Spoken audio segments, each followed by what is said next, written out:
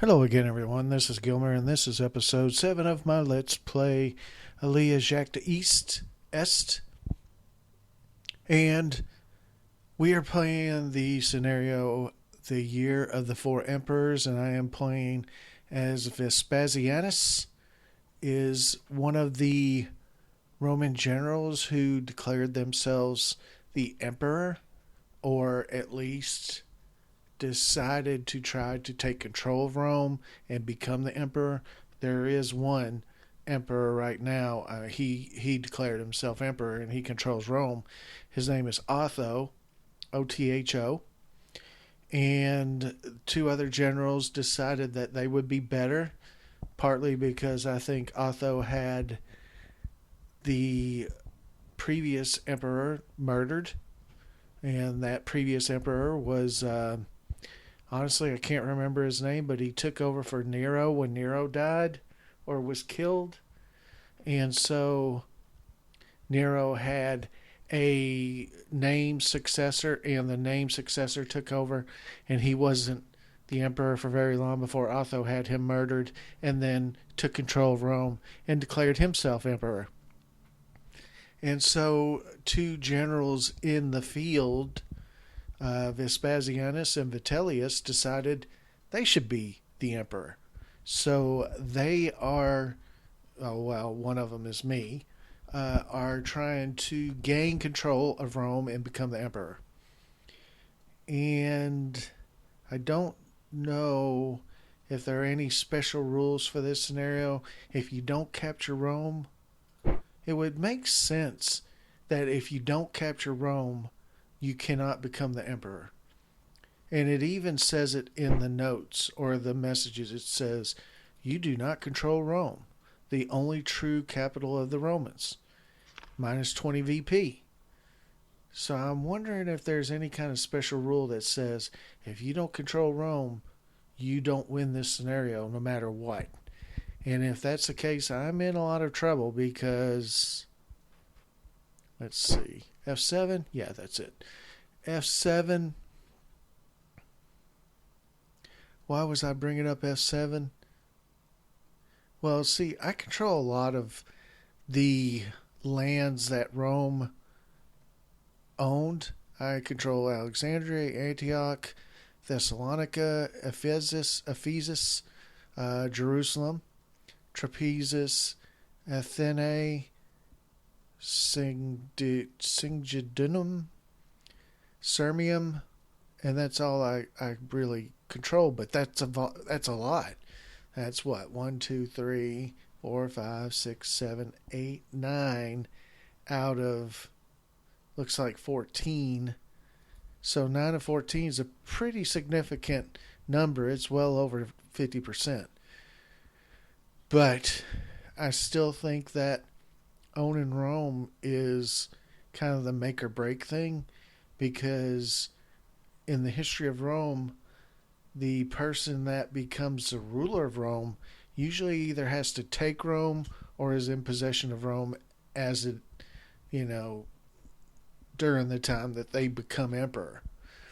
So, like when Julius Caesar decided to rebel against the Senate, he had to come into Rome and basically take Rome.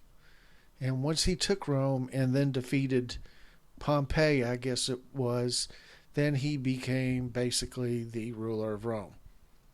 And I think that has been the case in just about every conflict similar to this. The person that owns Rome becomes the emperor until somebody comes and takes it away from him. So anyway, I've already looked at all the messages in the last episode, so we can go straight into a turn. Wait a minute. Oh, I know why I was looking at this. It's because I only have 12. No, see, it's March. So, March. So, January, February. So, I have basically 8 turns to take Rome. I don't think it's going to happen. But we'll try. We may not succeed, but we will try.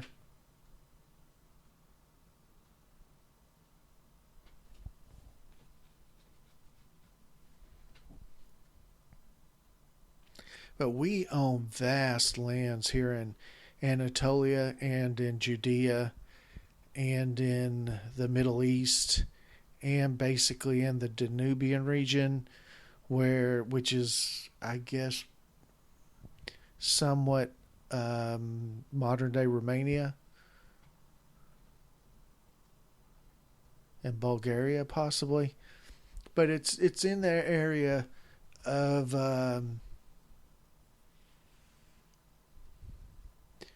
I don't know. Honestly, I'm not.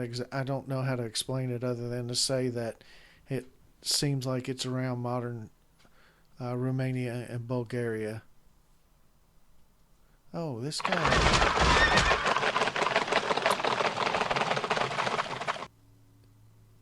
See, he won, but he. Well, we lost 5,500 men. They lost 2,706 men and 2,706 horses.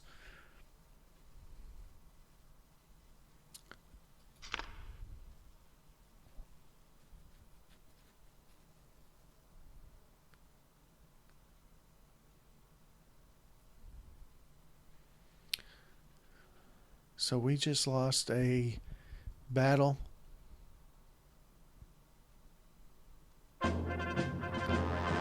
Let's see. Vespasianus have sold. You have repaired your merchant fleets. We did that last turn. The Athonians have sold their prisoners. And then it gives us our production report, basically. Germanic raiders on the upper Danube. Germanic raiders are shown on the upper Danube as on the fringes of the provinces of Raetia and Noricum, ready to plunder border regions. I guess that's mine as well. So this area, and I think we talked about this last turn. This is like modern day Bosnia and Croatia and Romania, probably, possibly. If we zoom out. Yeah. Because, and I don't know exactly. Everything was in an uproar in the 90s, so I'm not exactly sure where everything actually is. And I'm not trying to insult anybody by not knowing, but I don't know the exact areas in where they were or anything like that. Of course, down here is Greece. But just above Greece, I'm a little bit less sure of myself. I do know that Transylvania / Romania is around in this area. And actually, if we look at some of the regions, we probably can see something that possibly suggests what region it is or what it eventually became. This kind of looks like the mountains. I don't know. I shouldn't even be trying to figure this out because I have no idea until I actually do it. I will not know. Let's go here. Oh, don't want to go there. Oh. So let's go here. Let's go here. I see I don't want to go through there. What if I could go here and then here? Why does it do this? What is this crazy? If he goes here, then maybe he can go. That's a little better. He is, let's put him there. This guy's probably going to come after us, actually. Well, maybe not. And then we have over here, he's besieging Delminium. And we're still having that little. I think this is like a little bug, because that is Titus, And Titus is the son of Vespasianus. He's inactive, so this unit can keep sitting there not doing anything. Vespasianus, for whatever reason, is the leader.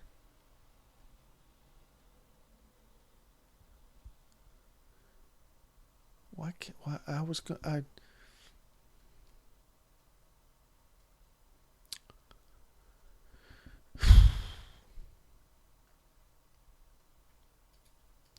I suppose I cannot move.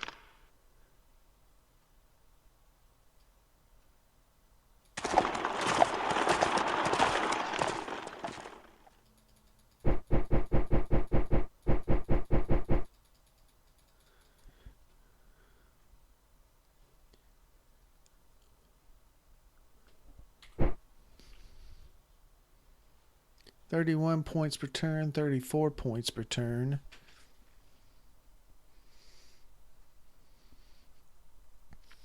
I'm currently at 714. He's currently at 533. There's literally no way, unless there's some kind of special rule at the end, that if he owns Rome, he gets like 150 victory points for doing that. Oh, I got somebody messaging me saying they got Rise of Prussia.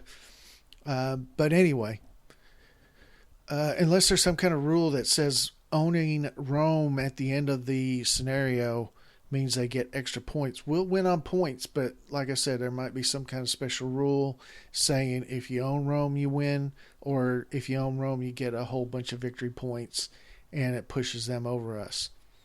But I can't really leave this area.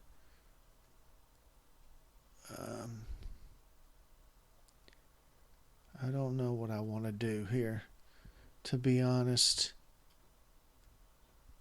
I guess it means I can't really move there either. I guess I do have to reduce this. I wonder if it says I can't assault it.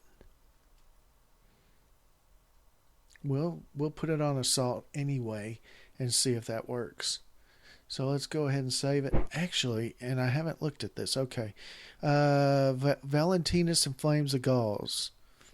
In spite of the pacifist speeches of Julius Auspex, chief of the Remnes, Valentinus succeeds in turning the Congress of Durocortorum in favor of a general revolt. Without referring to their individual tribes, many Gallic warriors take their weapons and choose to fight for their freedom. Well, I mean, I do believe that the Gallic tribes and the Germanic tribes were constantly trying to win their freedom in one way or another. Sometimes they were in service to Rome, and then sometimes they were rebelling against Rome. We have lost a battle against barbarians in region Novae. 0 national morale was lost, which is good.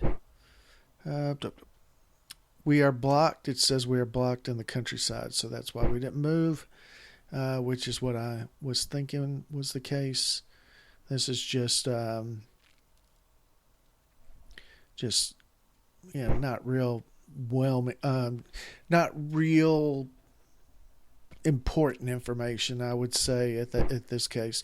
Upkeep. The garrison was mustered in Novae and Sidon and Tyrus. Sidon. Oh, okay, over there. Sigidunum has constructed Balustrae, and region Pharos. Okay.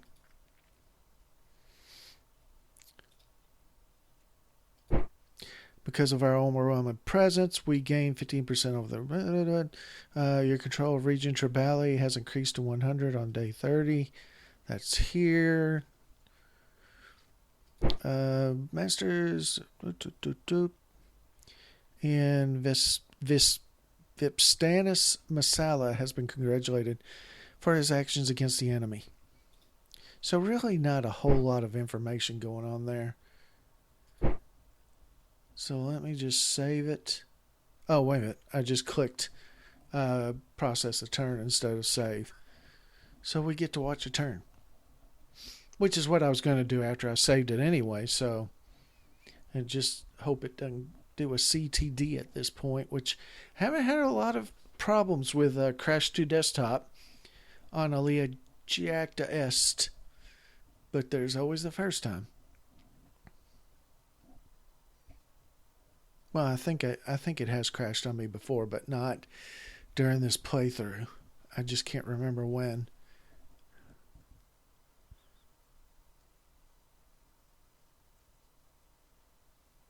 This is definitely one of the titles I need to get more into. There's so many scenarios in this game that it could last you a pretty good while.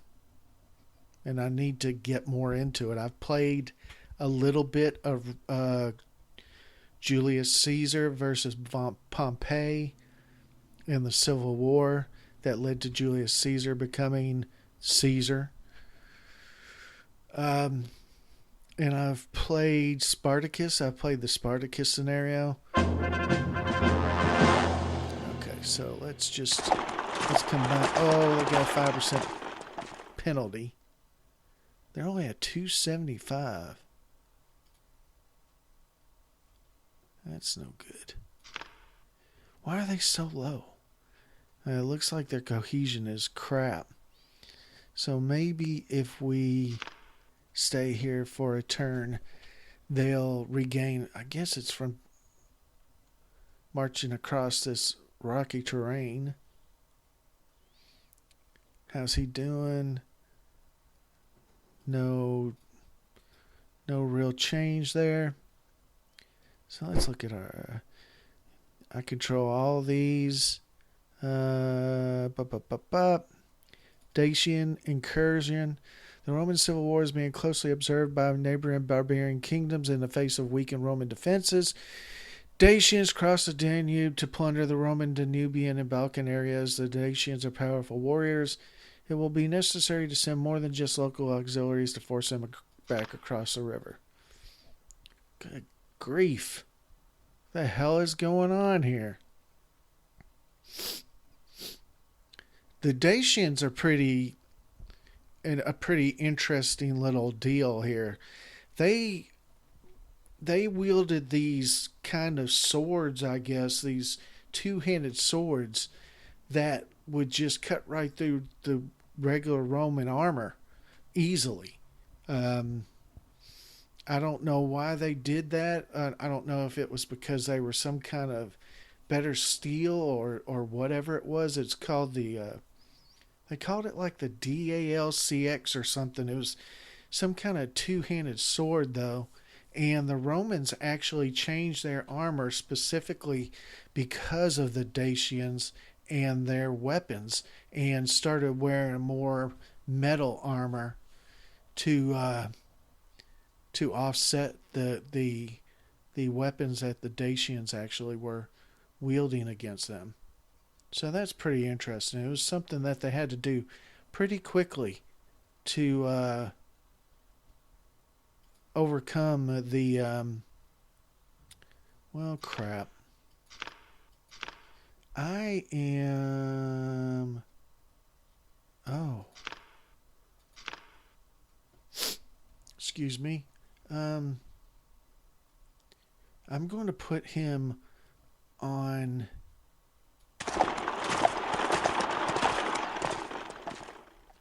I don't know why I'm not allowed to go through here. Oh, I see why. Well, let's go here. As you can see, his lettering is in this darkish red or rust color. That's because he's out of supply. Right there. You are at 10% of your maximum food and water capacity. Your current supply is 63 points and your usage is 170 per turn. So I have to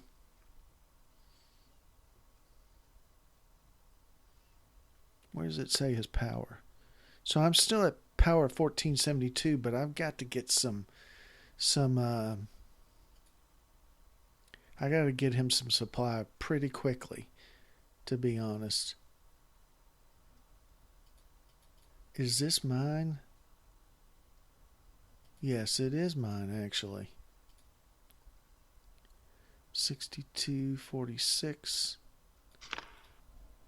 So, we captured this city. We're besieging Delminium. We have Judea surrendered to us in region Perea, losing 1 unit. We gain 0 VP and 1 morale point. Let's take a look at this.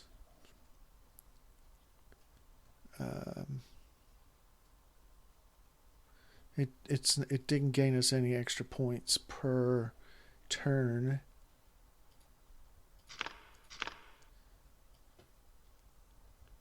Let's see. Now can I move there? Do I want to go that way? Let's go. There we go. So this was blocking me before, but now it is mine, so it will not block me this time.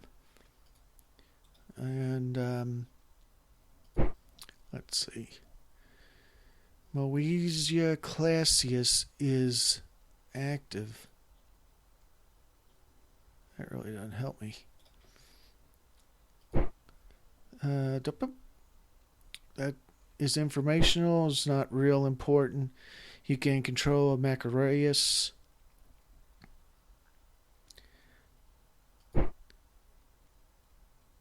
And Musanius Exercitus is partially unsupplied. So we gotta figure out what we're gonna do with them. Look at all these units. They're all locked. Oh, look at this guy. He can move.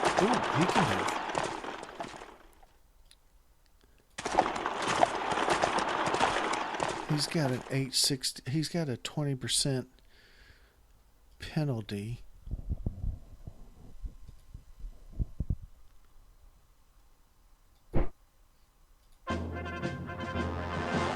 That doesn't help. But I want to have them all under his command.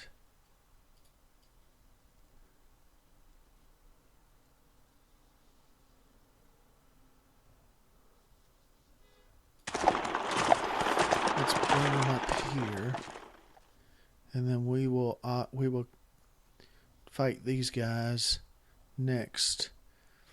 This guy, did we just run a turn, or is he still? I think we have not run a turn, and he's just got bad cohesion. And then this guy, he is besieging Delminium, and nothing has happened yet. So I'm going to save this turn, actually. And then I am going to process another turn. I really like the graphics in this game as well. I really think I could get into this game because there's just so much.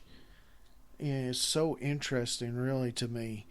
And I'm fascinated by ancient Rome, to be honest. I'm fascinated by how long they lasted. I'm fascinated by all the different, I guess, military victories that happened to them. And then I'm also fascinated by the way they collapsed.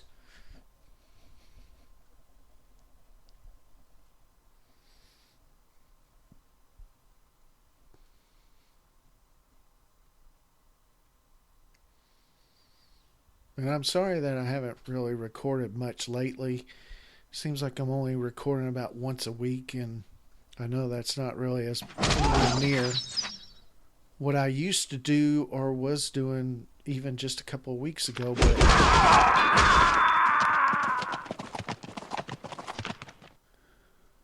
this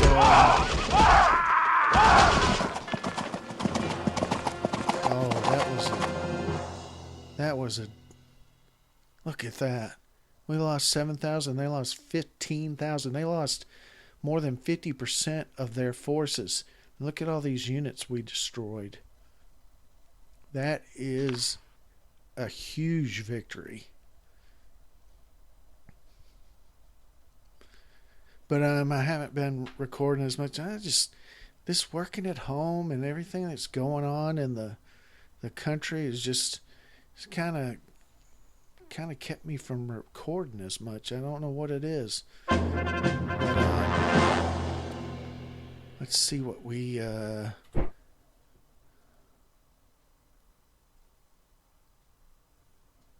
So we're at 812. So now we're at 32 points per turn. So I think, let's see what we did that got us that. You may sell prisoners into slavery again. The Italians have raised some more money. Merchant ships sunk. Summer diseases. Affected stack loses 20 health and 50 cohesion. That's over here. I don't think that's that big of a deal. Germanic raiders on the middle Danube. Ready to plunder. Germanic raiders are ready to plunder. Of course they are. They always are. Blemese raiders are showing on the fringes of Egypt and Cyrenaica. I don't know what that is modern day. Maybe Libya. You do not control Rome. I know that. Barbarians. Judea is besieging Sidon, but they have not. We lost a battle. We won a battle. And then we won a battle and gained 2 national morale points. So we're up to 118 in national morale because that was a very big victory. Just some informational. We received some replacements or extra units or whatever. We received some extra units or whatever. The upkeep of units in the field. Judea captured Sidon, but we gained control of this strategic city, and that's why we're at 32 points per turn, victory points. Mucianus is, yeah, he's still his current supply level. How big is that city? That's not a very big city. How big is this city? Size 5 city. So let's go over here and see if we can't up our supply. We had several generals congratulated for their actions. Tiberius Julius Alexander, new seniority 6. Lucius Antonius, new seniority 49. Marcus Ulpius Traianus, new seniority 10. And Verdius Geminus, new seniority 18. So that's all pretty good. I think that's going to be the end of this episode. Where are... this is where I'm... over here. So this is... So next turn, or, we're going to assault this city.